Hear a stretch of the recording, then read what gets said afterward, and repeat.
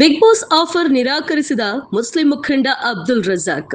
ಕನ್ನಡದ ಅತ್ಯಂತ ಜನಪ್ರಿಯ reality show big boss season 13 ಸೆಪ್ಟೆಂಬರ್ನಿಂದ ಆರಂಭವಾಗ್ತಿದೆ.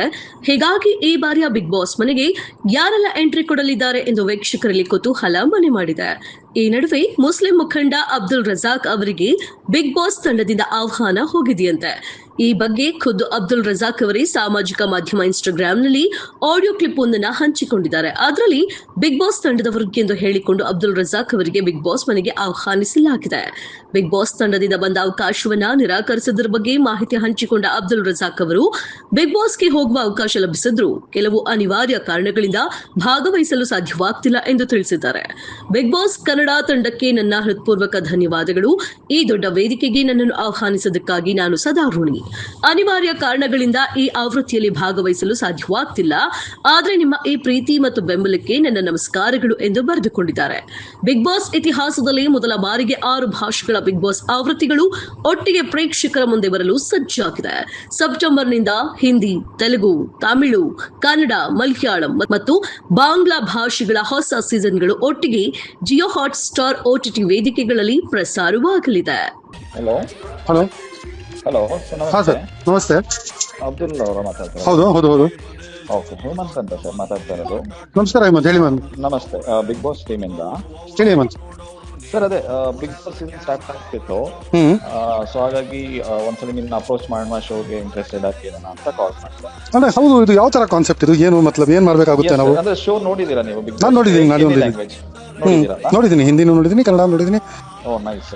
ಸೊ ಬೇಸಿಕಲಿ ಬಿಗ್ ಬಾಸ್ ಅನ್ನೋದು ಅದೇ 100 days ಒಂದು ರಿಯಾಲಿಟಿ ಶೋ.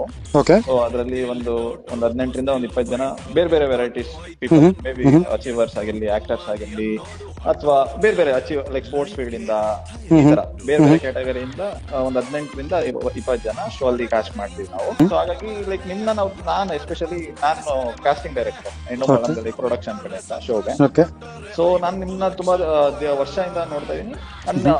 ನಾನು ಅಬ್ಸರ್ವ್ ಮಾಡಿರೋದ್ರಲ್ಲಿ ಲೈಕ್ ವೆರಿ ಕಾನ್ಫಿಡೆಂಟ್ ಇದ್ದೀರಾ ನೀವು. ಮಾತಾಡೋ ವೇಯಲ್ಲಿ ನಿಮ್ದೊಂದು ಸ್ಪಷ್ಟತೆ ಇದೆ, ಕ್ಲಾರಿಟಿ ಇದೆ.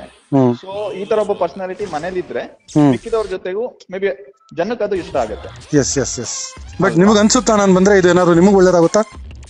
ಡೆಫಿನೆಟ್ಲಿ ನನಗನ್ಸುತ್ತೆ personally. Okay, so how do we proceed for that? Definitely ನೀವು ಕಾಂಟ್ರಿಬ್ಯೂಟ್ ಮಾಡ್ತೀರಾ. ಆಮೇಲೆ ನಿಮ್ಗೂ ಮೇ ಬಿ ಅಷ್ಟೇ ಆದಂತ ಒಂದು ಎಕ್ಸ್ಪೀರಿಯನ್ಸ್ ತಗೊಂಡ್ ಹೋಗ್ತೀರಾ.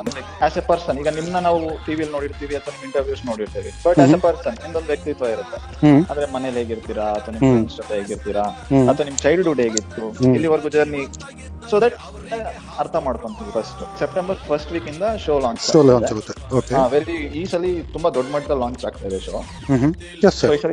ತುಂಬಾ ಚೆನ್ನಾಗಿ ಓಪನಿಂಗ್ ತಗೊಳುತ್ತೆ.